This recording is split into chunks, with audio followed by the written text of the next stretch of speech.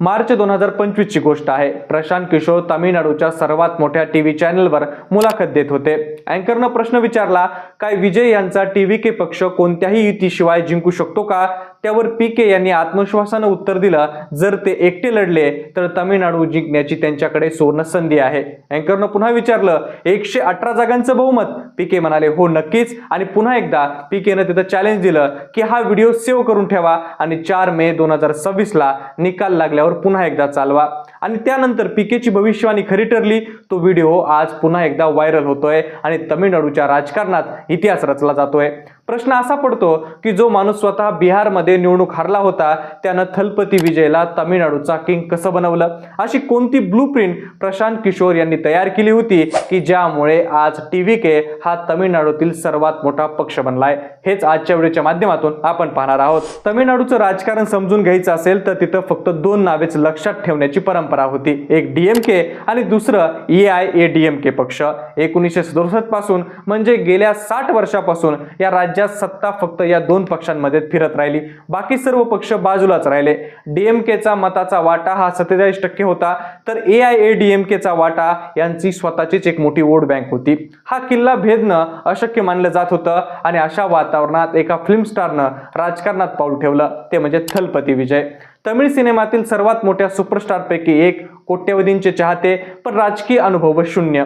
त्यांनी आपला पक्ष स्थापन केला, त्याचं नाव टीव्हीके ठेवलं आणि निर्णय घेतला 234 पैकी 234 जागावर स्वबळावर या निवडणूक लढवायची। ना डीएमकेशी युती करायची ना दुसऱ्या पक्षाची युती करायची। सर्व तज्ञ हसले गेले, प्रसार माध्यमाने देखील याला राजकीय आत्महत्या म्हटलं, पण एक माणूस होता तो यावर हसत नव्हता, ते होते प्रशांत किशोर। बिहारमधील जनसुराज पक्षाचा चेहरा, प्रसिद्ध निवडणूक रणनीतिकार, तेच पीके ज्यांनी 2014 मध्ये नरेंद्र मोदींच्या ऐतिहासिक विजयामार्गे काम करताना पाहिलं गेलं। 2015 मध्ये बिहारमध्ये नितीश कुमार आणि लालूंच्या जोडीनं भाजपला हरवलं होतं, ते सुद्धा पीके यांच्या रणनीतीमुळेच। 2019 मध्ये जगनमोहन रेड्डी यांनी 175 पैकी 151 जागा जिंकल्या, त्या पीके यांच्या धोरणामुळेच। 2019 मध्ये ममता बॅनर्जीने बंगालमध्ये भाजपला रोखलं, यामागे देखील पीकेच होते।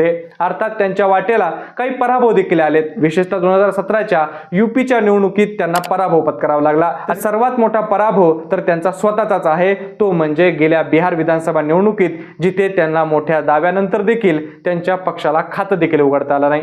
स्वतःची निवडणूक लढण्यापूर्वी आणि बिहारच्या राजकारणात पूर्ण वेळ प्रवेश करण्यापूर्वी 2022 नंतर पीके यांनी जाहीर केलं की आता ते कोणत्याही पक्षासाठी पैसे घेऊन काम करणारे सल्लागार बनणार नाहीत।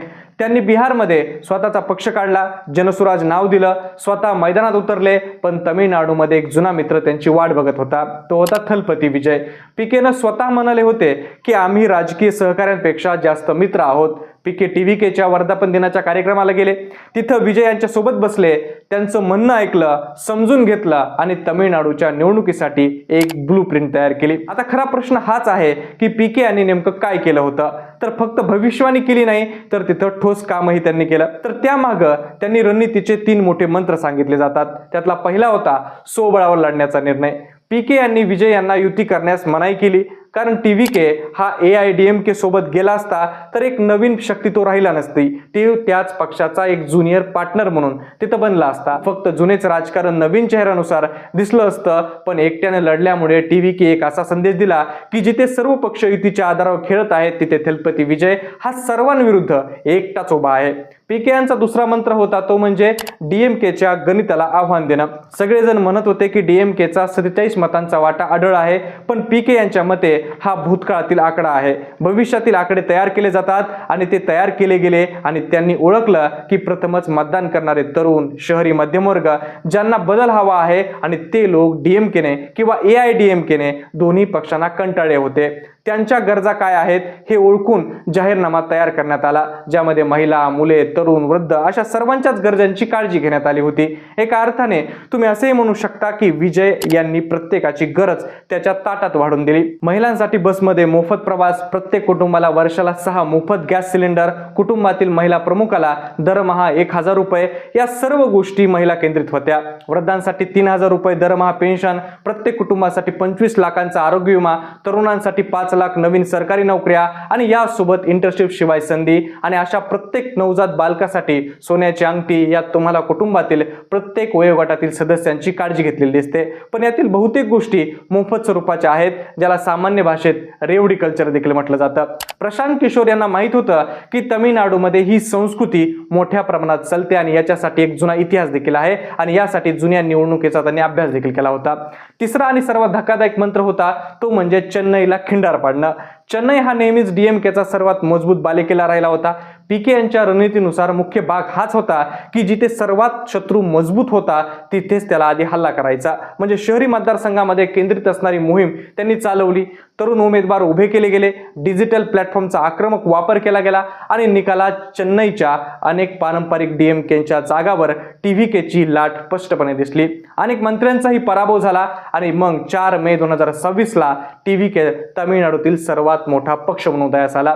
डीएमके, एआयडीएमके हे सर्वच मागे पडले आणि सोशल मीडियावर पीके यांचा हा जुना व्हिडिओ मोठ्या प्रमाणात व्हायरल झाला, ज्यात ते म्हणतात की तामिळनाडूमध्ये धोनी माझ्यापेक्षाही जास्त लोकप्रिय आहे, पण जेव्हा मी जिंकण्यासाठी मदत करेल तेव्हा माझी लोकप्रियता ही धोनीलाही मागे टाकेल. पण जेव्हा तुम्ही प्रशांत किशोर यांना या विजयाचे सर्वस्व मानलं जातं तेव्हा एक गोष्ट देखील लक्षात घेतली पाहिजे.